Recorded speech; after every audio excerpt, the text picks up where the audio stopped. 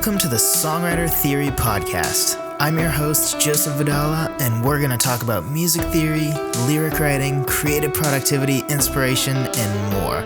I'm super excited to have you here, so let's dive into the episode. Hello, friend.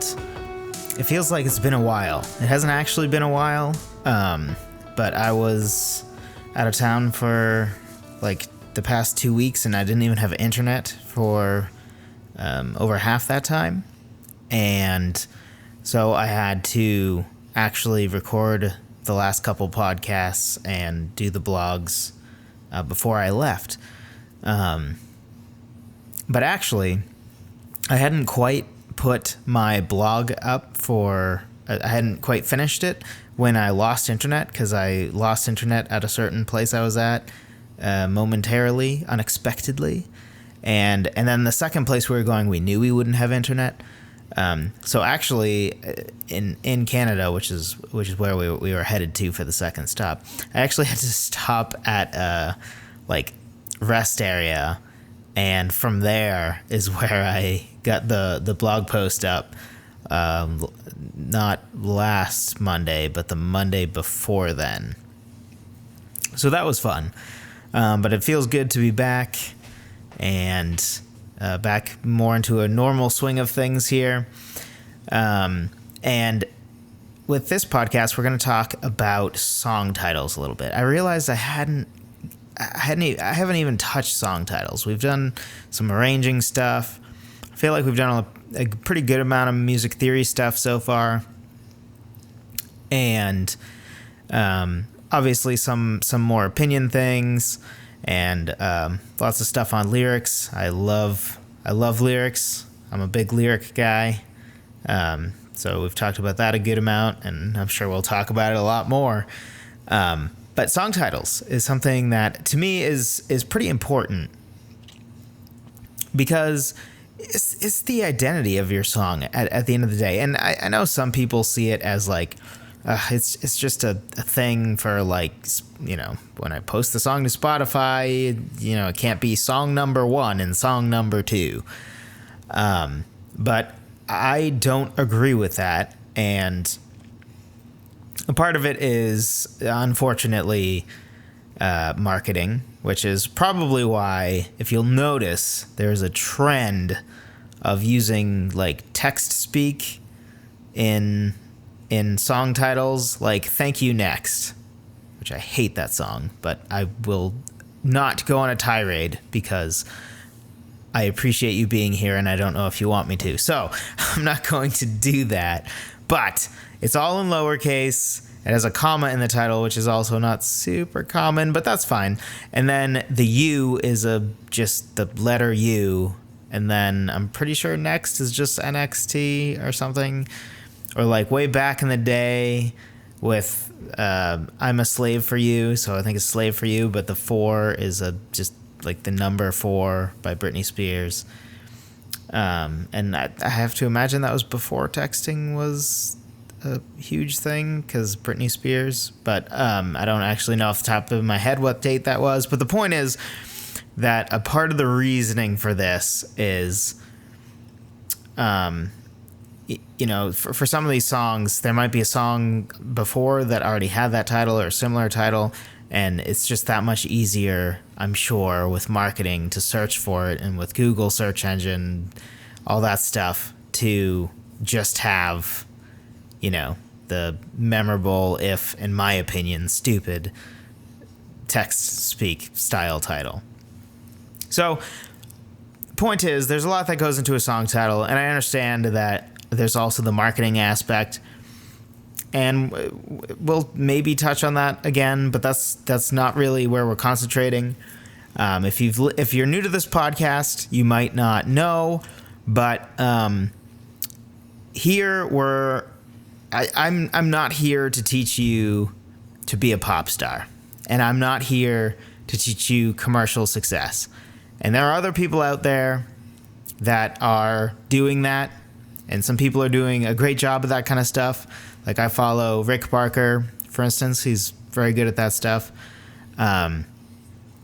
just like there's great people for recording. Like what introduced me to the whole concept of content like this is Graham Cochran from the Recording Revolution, and I've spent an ungodly amount of money on his courses, and he's fantastic. So if you want recording stuff, he's a great guy to go to. I'm probably going to start diving into recording at some point, probably, maybe.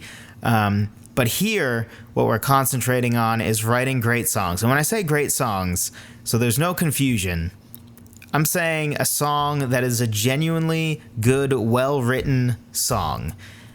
Not super, like, artsy and pretentious, necessarily, because I don't like stuff that's trying too hard. But also not stuff where every decision you make is simply, how do I get on the top 40? Because we're better than that. Or that's my hope, if you're listening, that's who you are, because that's who I am. I want to write a song I'm proud of, that will touch people, that will make people feel a certain way. And, you know, if that means less money but more impact, I'm okay with that. So anyway, that's sort of the attitude we're coming from with this.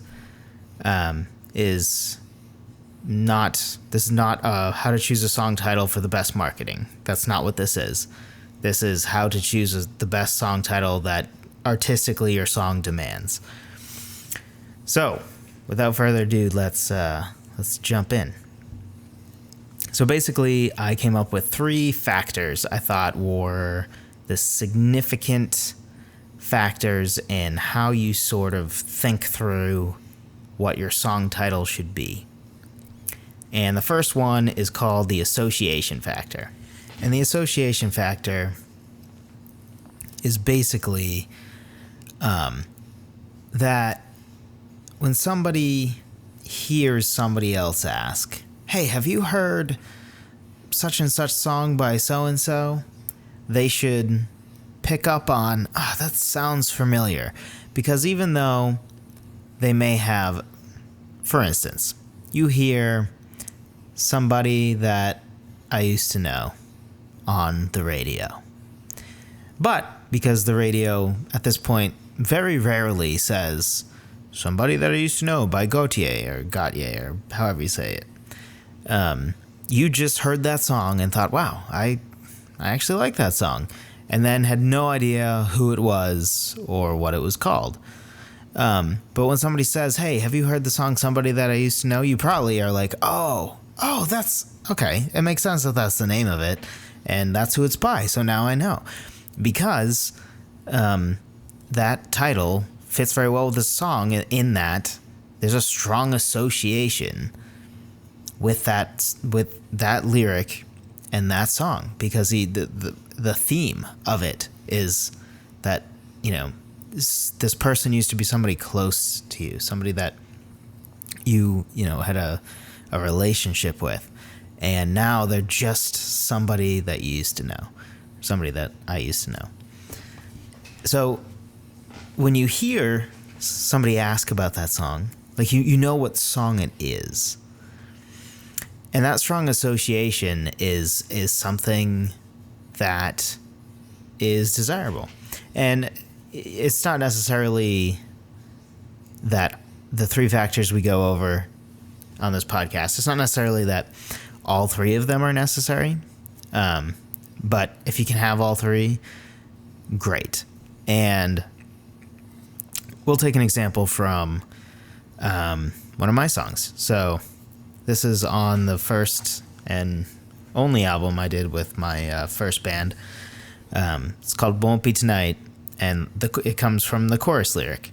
And the chorus lyric is the following. So, this night seems so long, just waiting to hear it's all a bad dream. Maybe someday it will be all right, but no, it won't be tonight.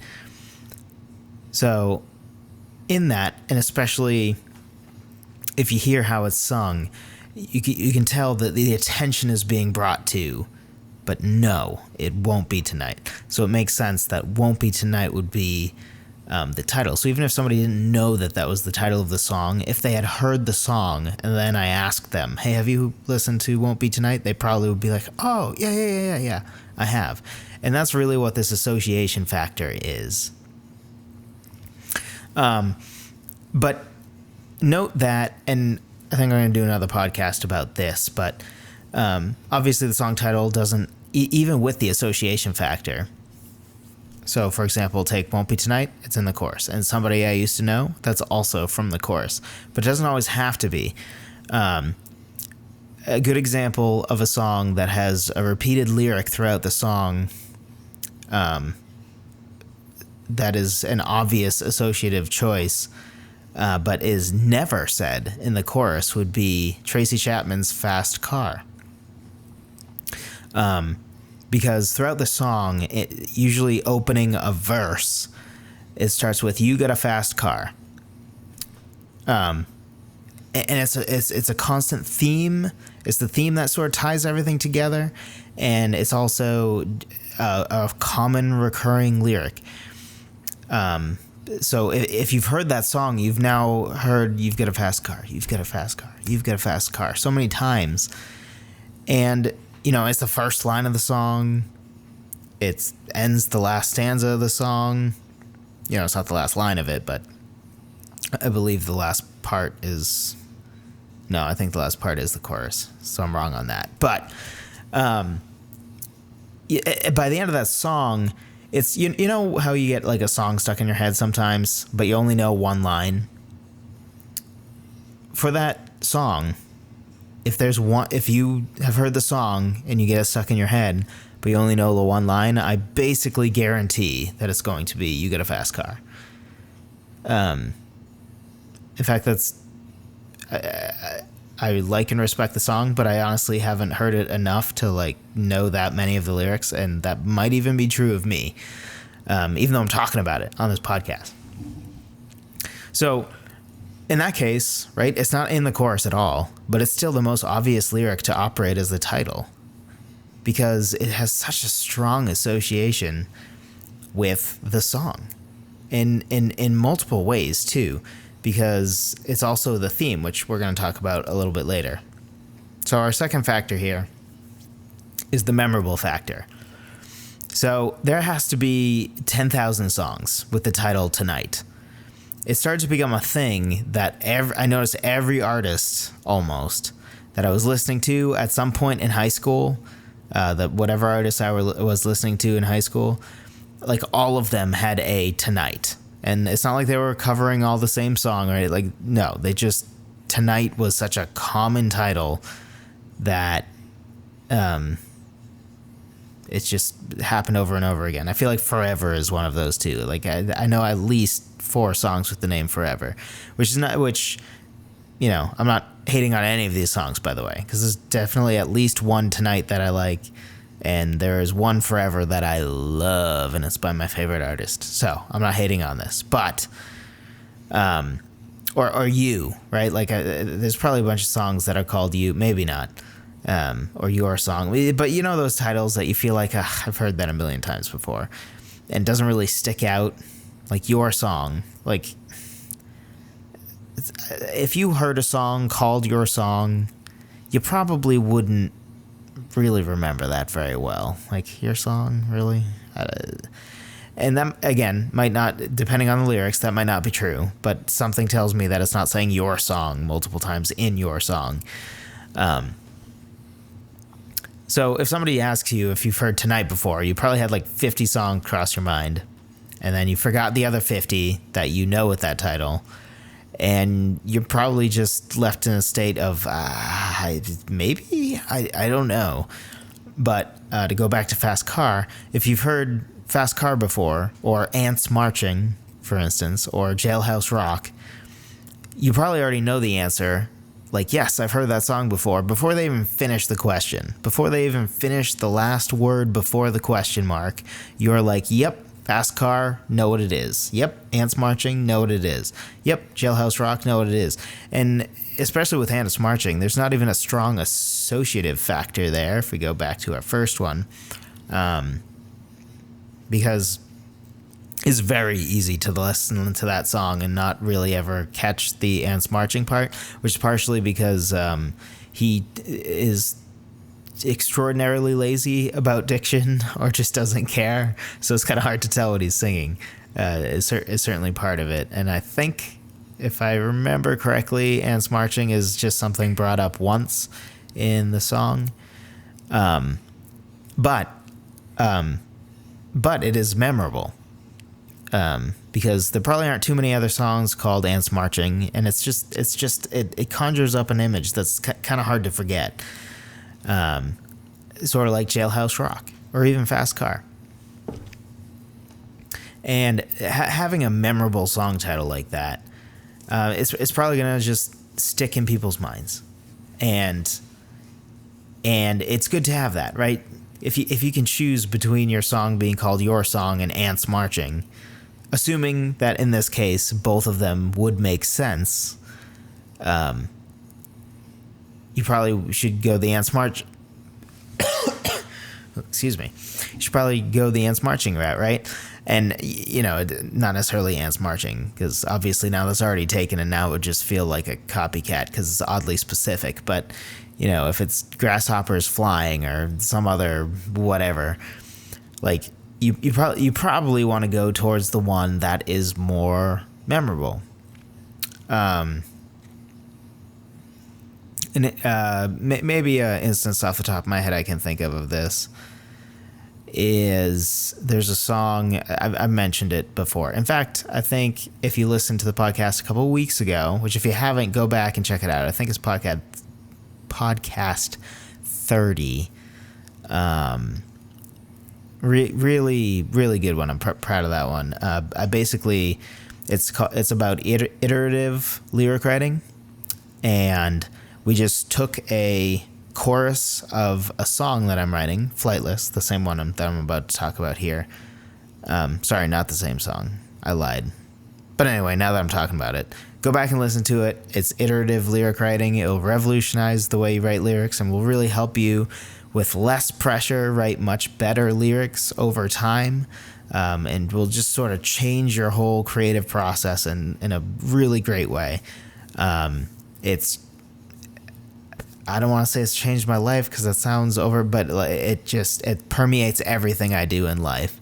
All my goals, what I do at work, what I do at home, cranking out these podcasts and blogs and making the website better, and writing my lyrics and recording, just everything. I'm using this iteration concept. So go back and listen to that. But anyway, from the same EP, it's not the same song that I'm about to talk about. The entire chorus of this song is "I'm still here," and "I'm still here." That's all it says. And it's almost not even a chorus as much as a alternate section. But normally I tend to be, if anything, wordy. And in this case, I decided to be more minimalistic, partially because the plan is that it's 3-part harmony. Well, not really harmony. There's 3 different parts going at the same time, singing "I'm Still Here." It's sort of a different thing than I've done before. But I won't dive too much into that. Point is, that it would be very easy to name the song "I'm Still Here," except that feels like I've heard that before. And a part of the reason for that is my favorite artist, and for a while was my favorite song of all time, and still is maybe, or is close, and this is still my favorite artist, by Vertical Horizon, has a song named "I'm Still Here." But it also feels like so part of it's like a respect thing. Like, he did that, and I don't want to make the second best "I'm Still Here," because, if I think it's just such a great song, who am I to try to write another one with the same title? So part of it is that, but part of it is "I'm Still Here" just feels like, it feels like it's been done, because it has. He already did it. And maybe other people have done it too. I'm not really sure. It sounds like a song title that at some point somebody else would have done as well. But there's also a recurring theme throughout it that to me ties the song better thematically. And also on the other side is just more interesting to me, and that's Bridge to Anywhere. There's this concept of taking a bridge to anywhere that sort of develops and evolves over the song, and the title of the song is Bridge to Anywhere. Now, Bridge to Anywhere is only mentioned in verses. It's never mentioned in the chorus. It's never mentioned in the bridge. It's only mentioned twice. Once at the end of the first verse, I believe, or is it second verse? And then once that's at the end of the last verse. But that, to me, was more memorable. So I decided to go in that direction. And I love it. To me, when I hear Bridge to Anywhere, like if you had a picture of my brain, I feel like my brain lights up and I think of like all the different things that can mean. Whereas I'm Still Here, well, I love that statement. It's kind of like somebody that I used to know. I'm still here. It's kind of like that to me.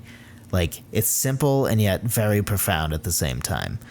But anyway, third factor is the theme factor, which I've touched on this already. And the reason for that is that it's hard to not touch on it because in my mind, this is the ultimate important factor. And I think one should always keep the memorable factor in mind, and one should always keep the association factor in mind. But at the end of the day, I think what's really important here is the theme factor. So really, it's the idea that your song title should tie together this theme of the song. So to go back to making fun of Tonight, I bet you that there are 0 songs. There are 0 songs named Tonight where the theme is tonight or at all related to tonight, because tonight is just, it's tonight. I mean, like, it's a meaningless thing, right? Like, tonight can be anything. It's today. Like, there's so few cases where that could actually mean anything. But to take Tracy Chapman's Fast Car, for example, again, the whole song revolves around this theme of dreaming of escaping and not really being able to escape despite having a fast car, because the whole song's about like dreaming of escaping all this stuff with a fast car. And in a way, they do, but then she ends up being stuck again because the person she's with ends up being basically her father version 2. And then at the end of the song, she's again hoping the fast car will help her get away. But the whole theme of the song is about escape, and the symbol of escape in the song throughout is fast car. So this pulls the whole song together. Or to go back to Somebody That I Used to Know. Not only is that lyric present throughout the song, but the theme of the whole song is, actually, while we're on it, I feel like Somebody That I Used to Know is a masterful display of how you can do a love song and specifically a breakup song. We're like, there's a million breakup songs in the world, right? So it can be hard to make one stick out, or it's just at least not easy to make one stick out. But it's his attitude towards it, which is captured by Somebody That I Used to Know, that makes it so different and made it successful, right? There's so many songs out there that are, you broke up with me and I hate you now. Or you broke up with me and, look at me over here, I'm doing just fine without you. Spunky. And you just broke up with me and I'm crying. Like, there's a million versions of those. Right? So how do you stick out? And one way is, like, for example, take my Won't Be Tonight. I thought that my twist on it of acknowledging that someday it will be all right, but for tonight, don't tell me, like, because people always are like, oh, someday it will be okay. But no, but it won't be tonight. And I need to have this time to heal and to be sad. And you need to let me have that. You need to let me have this morning. And some of the other themes, too, is a newer twist on it. So that's what I was trying to do. I didn't just want to write another breakup song. And Somebody That I Used to Know is a great, great example of this.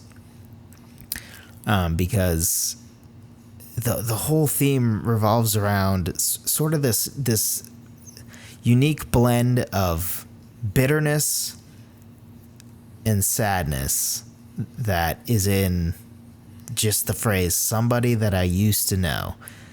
There's a sadness to that, right? Because you used to know them so well, so intimately, and now they're just another person. They're no different than somebody else you went to high school with, or somebody else you knew when you were 24, or they're just another person now. And there's a real tragedy to that. And that's really captured in "Somebody That I Used to Know." So between Fast Car and "Somebody That I Used to Know" is some real great example of this theme factor. And another example by an artist I love is "Superman" by Five for Fighting. Now Fast Car is an example, of course, of a common lyric that happens throughout the song, even though it's not in a chorus. "Somebody That I Used to Know" is a recurring lyric that is in a chorus. But "Superman" by Five for Fighting, that word is not in the song at all. But it's what ties the whole song together. Because if you take Superman out of the equation, the song just turns into a song that's it's not easy to be me, is sort of what the song ends with, is "it's not easy to be me." And that's been said before, right? Like that's not, there's nothing new under the sun, and that is true of that as well. We all would say that, right? It's not that easy to be me. It's not as good to be me as you think it is. My life isn't as perfect as you think it is. And what really makes that compelling, though, is that it's Superman saying that, right? Because we have this view of Superman, and honestly, superheroes almost exist. This is starting to change because, especially with the Dark Knight trilogy and stuff, we're starting to like the grittier stuff. But for a long time, like, superheroes were sort of this escape where things can be perfect, and Superman is a near perfect character who's basically unstoppable and is resoundingly good. And you think, man, what I wouldn't give to be that guy. He's got perfect hair and perfect muscles and perfect powers, and he has everything, right? So what makes this song interesting is that it's Superman who is admitting that he has problems too, and that it's not that easy to be him. And there are, I would say, more than hints throughout the song that it's about Superman. Like, it's pretty obvious. "I can't stand to fly. I'm not that naive. Men weren't meant to ride with clouds between their knees." Okay, so it's pretty obvious, he physically is flying. And then, "I'm only a man in a silly red sheet." So, cape, basically. "Digging for kryptonite on this one-way street." So it is made clear in the song that this is Superman talking, that it's not easy to be me, and that even your heroes don't have it quite as good as you think they do. And the title of Superman is what really ties that together, because if you somehow missed who it was about, Superman, it's right there. So that's part of it, right? And the other part of it is when you tie everything together, and I think technically the title of the song is Superman, and then in parentheses, "It's Not Easy." So "It's Not Easy" is sort of the obvious lyrical choice, but Superman is what ties it together. It's what really makes the song, and what makes it special is that Superman is the one who's saying, "I'm only a man, and it's not easy to be me." And that's what makes this song so compelling. So Superman, and having the title Superman, is to me what really brings this song almost to the next level. And to me, that's why I think it's important to think about song titles, because you can choose it and be lazy, or you can, because a great song title can almost make the song better, which most of us think of like the song quality and the song title is totally not connected. And for the most part, that's true. But with a really great song title, you can take your song almost to the next level because of how in tune with the song your title is and how perfect it is for the song and how perfectly it matches the song and how perfectly memorable it is for the song and how perfectly it ties in with the theme of the song, most importantly. So, I just want to say, I know I say this, I think, in the pre-recorded parts of the beginning and the end and all that, but I want to take this time to really thank you for listening to this podcast. I really appreciate it. I just looked before recording this podcast how many are listening and how many are downloading, and it's just really exciting. And seeing the growth gives me that incentive and drive to keep going. But since there's so many of you guys listening, I also have to ask again. And I know it's in the pre-recorded, and there's a reason for that. It's that I really need your help, really, which is that I want to keep going. I want to grow. I want to get to the point where, like, maybe I can have 2 podcasts a week, and the second one is just answering questions from you guys, and I want to be able to do all that stuff. And to do that, we just really need to grow this. And I feel like the content that I'm trying to give and what I'm trying to do would help a lot of different people out there who might be musicians, who want to become songwriters, or who are just starting to dive into songwriting, or really even seasoned songwriters. Because I personally believe that, even if, say, you're a web developer, a software developer with 10 years experience, you can learn something from the guy who has 1 year experience.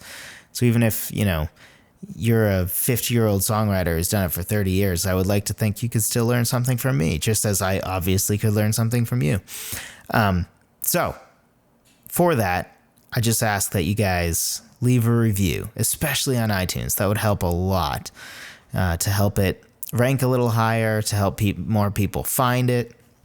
And then if you know somebody that would benefit, shoot them over to this podcast and let them know. Because, yeah, I mean, if you're still listening to this, that means you like it. So you should want it to continue, and you should want it to, do well and help other people, right? Like you don't want to just hoard this knowledge to yourself. You want, hopefully you want, you share my passion that we all kind of like learn together and we all get better together. And we make the next generation of songwriters and this generation of songwriters, right? Because, I'm this generation of songwriter and you're this generation of songwriter. That there still be quality music out there, which sometimes feels hard to find in today's day and age, and especially with pop radio. And that's my passion, and I hope that's your passion. So, best way you can help me out is let a friend know, and then leave a review, hopefully positive, on iTunes. That will help this podcast tremendously, and I appreciate that. And whether you do or don't, I appreciate you listening and appreciating you stick with this podcast week after week. If you're new here, welcome. I'm super happy to have you. Be sure to check out some of the other podcasts, whether or not you liked this one, because I might be rusty after a couple of weeks of not recording podcasts, even though I've been releasing them. And definitely if there's one that just is recent that I remember that just I'm so passionate, so everybody should check out. I'd like to make a whole course on it, really, is the iterative songwriting one. I believe it's podcast 30. Really check that one out. I dive into and go through every step that I went through to take my chorus for the song from kind of corny and just to really pretty good. And I show you all the steps and how I got there. And I just think it's really helpful. I think it's half an hour or so. And I think it will really help you out. So thanks for listening. Thanks for listening to the Songwriter Theory Podcast. Be sure to subscribe and tell a friend. If you want to jumpstart your songwriting, be sure to download my free guide on 10 proven ways to start writing a song at songwritertheory.com/free guide.